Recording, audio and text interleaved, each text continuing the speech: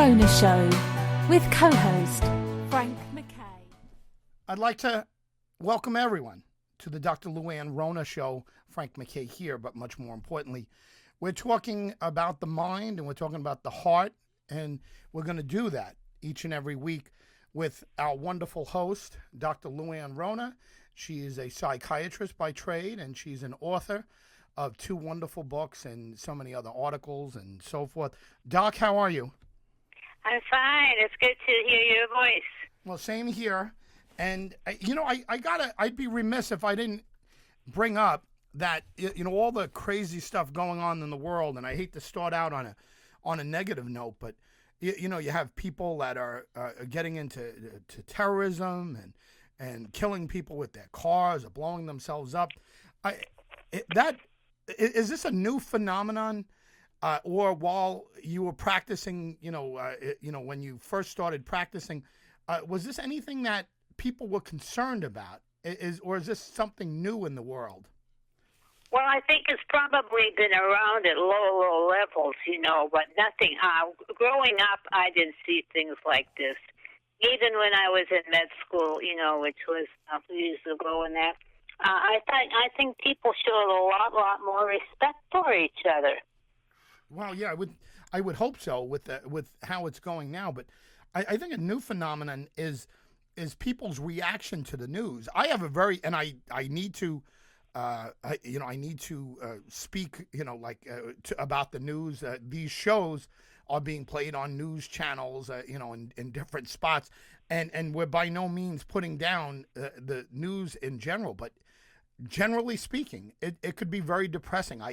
I'm not crazy about watching the news because you see nothing but negativity.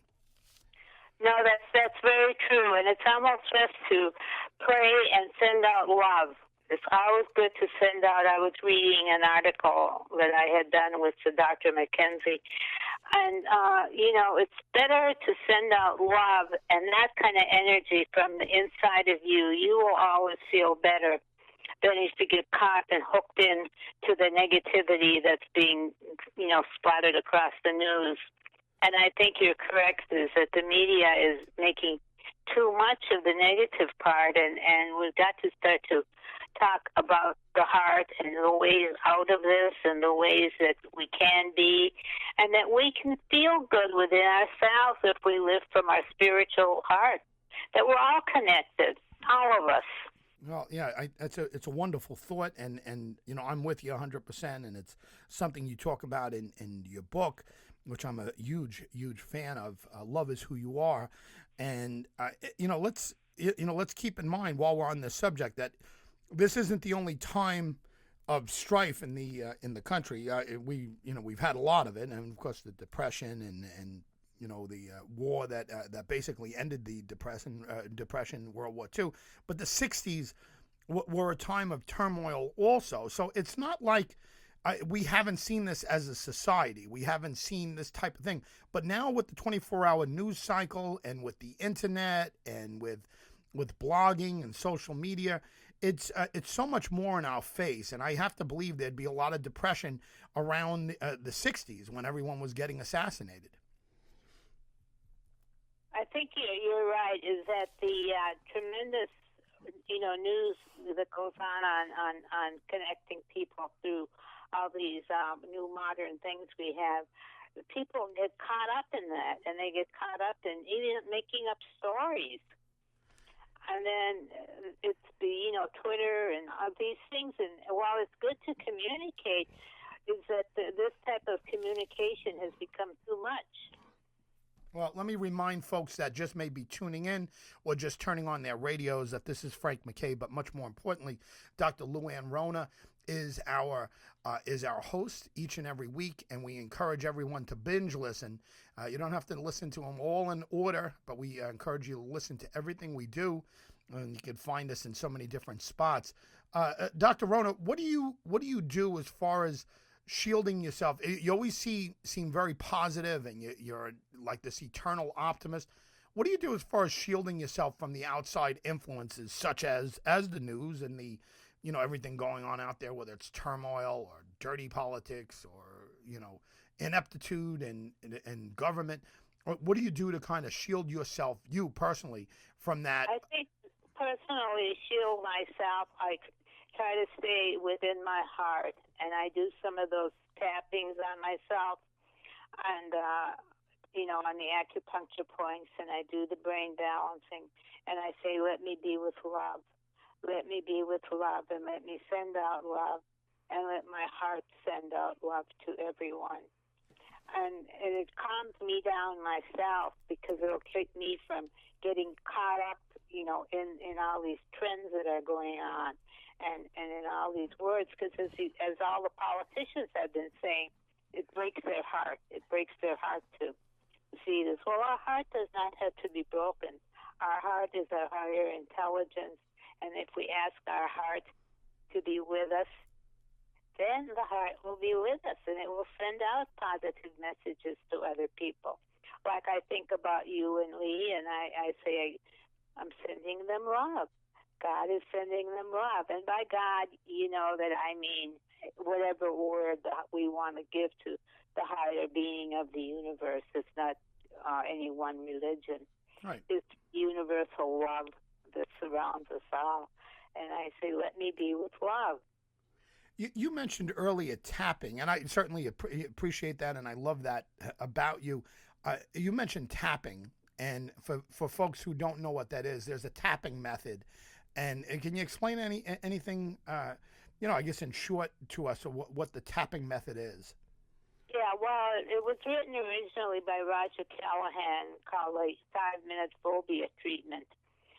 And you think about this problem, or you put your arm out and you think about it, and your arm will go weak when someone presses on it. And then you say, I want to let go of this, and your arm should stay strong. If it doesn't, you rub your chest, and you say, I deeply and profoundly accept and appreciate myself and others, even though I have this problem. And then you'll reverse that negativity that's going on inside of you. And then you go and you tap. You tap above the eyes, the eyebrows, and then around to the side of the eye, and under the nose, and the chin, and under the arm, and in the book, and then around the collarbone. Those 2 collarbone spots on the side of the collarbone are very, very energy sensitive. And if you do that 3 times, the phobia, the problem, starts to go away and melt. And there are directions in the book exactly on how to do that. Yeah, it's fascinating. It's very, very helpful. You can have someone do it to you, but you can do it to yourself. You've done this with me, and I was just amazed. I mean, you're a small lady, and I weigh 200 pounds, and you showed me a situation where you said, well, look, say something that you believe, and I held up my arms, and you said, say something, tell me a lie or something, like that, and I said something, and I said something that was very weak, and I had no conviction of. And you were able, just with your arms, just to quickly pull my arm down, even with me, attempting to hold back. Then you said, say something that you believe in strongly, that you empowering. And I did, and you tried to do the same thing. And it was just, I had no idea what you were doing. So it wasn't like I was helping you along. It's really an amazing. Your arm stayed strong. Your arm stayed strong. Because, see, you're removing the love energy through your whole body. And it shows you the tremendous power that your thoughts then were coming from your heart and from your energy system, and that positive thought was connecting to what you were saying, and then your body stayed strong. Is it the in some form? And pardon me, I'm a lay person on this, and I don't have the medical degree you have, and I don't have any of the experience, but is this anything close to the power of suggestion? What they used to, know as that, and sometimes people talk about that in hypnosis. But is this anything related to that? Well, it's simpler. The thing is that it's easier and it's simpler, and just talking about a problem sometimes enhances the problem and makes it worse. Because you're focusing on it too much. So when you find yourself focusing on a negative, say, let me be back with the positive. We got to put that sheet in there about the negative self-talk, and then how can you make that positive self-talk? I had a client who, was going to go out when he got out of jail. Boy, he was going to get this person who snitched on him. And I did that treatment on him, and he saw that all it was doing was hurting him. And then when he said, I'm going to forgive him, his arm stayed strong, and he felt more at peace. So it's so important that we keep our thoughts in the positive. Even that's not the situation that gets us, like the person who's driving funny in front of you. It's the meaning we give to it and what we tell ourselves about it. That's what upsets us. Well, if you're just joining us, once again, Dr. Luann Rona is here on the Dr. Luann Rona Show. Frank McKay here co-piloting, and I'm very proud and honored to do that. And you've got so much knowledge, and it's not just from reading, and it's not just from studying, but it's from interacting with clients over the years and patients. What do you call them? Clients or patients in your field? I prefer to call them clients, because patient has a more sickly or negative feeling to it. They're clients and they want to get better, and they're here and they go to therapy to learn that. And that the big thing is that in therapy, and especially in the kinds of therapies now that are coming out, you learn these things and you learn how to think healthier. You learn the ABCs of healthy thinking. I can forgive rather than stay hanging on to this anger. And the more I hang on to that, the worse it gets. Say, let it go. Let me come from my heart and let me be with love. Do you notice any difference between clients today, 2016, in this era, and when you first started out? Have people changed? Are they the same? Are there major differences, minor differences? What can you do as far as a comparison? Well, I think the approach of psychiatry has changed. The old method was pretty much just let them talk, and that was about it. But now the psychiatrist primarily just gives some meds and sends the patient to a social worker. And the patients, I think the problems with self-esteem and all that are still the same. But we need to be getting these positive messages out, the positive messages of what we tell ourselves, how we think, like the simple things that are in the book. If everyone could learn to do those and would do them, imagine if everyone sent out love all the time, we'd be done with this horror going on in the world. Yeah. Let's get back to tapping for a moment. I find it so interesting, and you explain it so simply. When would you suggest to tap? For example, if I have a bad habit of thinking negatively about something, if a negative thought comes in my mind, is that when I should tap? Tell me. That would be good. You can tap. Do the thing where you rub the spot on your chest and you say, I deeply and profoundly accept and appreciate, love and forgive, honor and respect myself and others, even though I'm having these negative thoughts. And that helps reverse the energy, this negative, and bring it to help you. Then the body, when you tap on the spots, the energy flows better. Yeah, if you want your body to be in a spot where it's open to receive that love, to let the love energy flow through it. So anytime you're feeling that way, do that. I deeply accept myself. And then the other one is to do the brain balancing, where you put your arms out and extend them and then tie the fingers together and bring it up to your heart. Say, I'm breathing in what I need, and I'm letting go of what I don't need. Be very simple statements.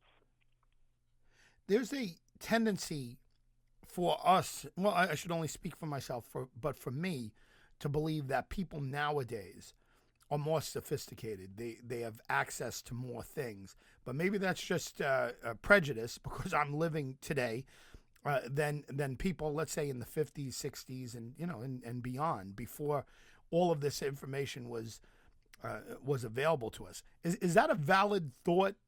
Is it something that you agree with? People today are more sophisticated than when you first started.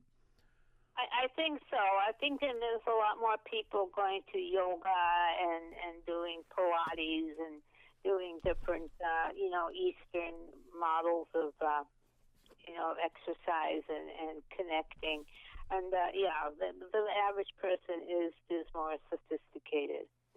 Yeah. With what's available. And I would think so, because so much more information it's easier to get information out there. Do you think if you had to do it all over starting now, if you were a young medical student now, what do you think the biggest change in how you would use technology or additional information, what do you think would make the biggest impact on you? Well, as I said, right now the medical training is very much drugs. Is what doctors do. They see the patient for 15 minutes and often give them some medication, and then send them to someone else for treatment. I think what I would do is I was different when I started out too.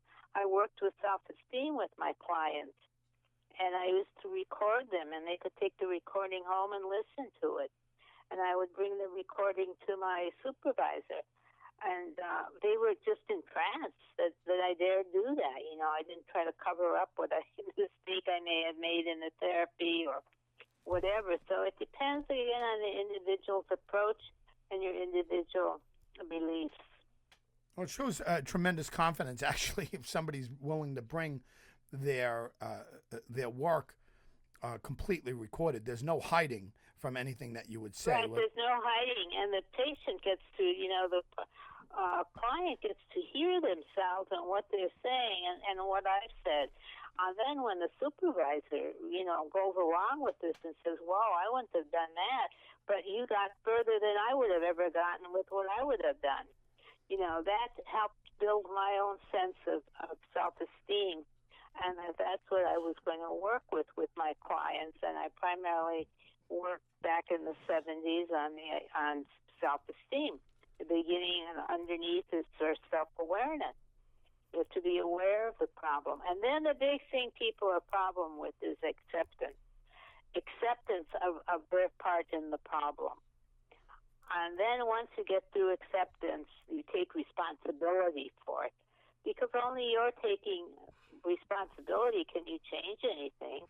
And you can't take if you take responsibility for someone else, all you're doing is adding to that. So you take responsibility for yourself, and with your part of it, pray about your part of it, ask for sympathy, ask to let go, ask for forgiveness, and stay with those kinds of thoughts yourself.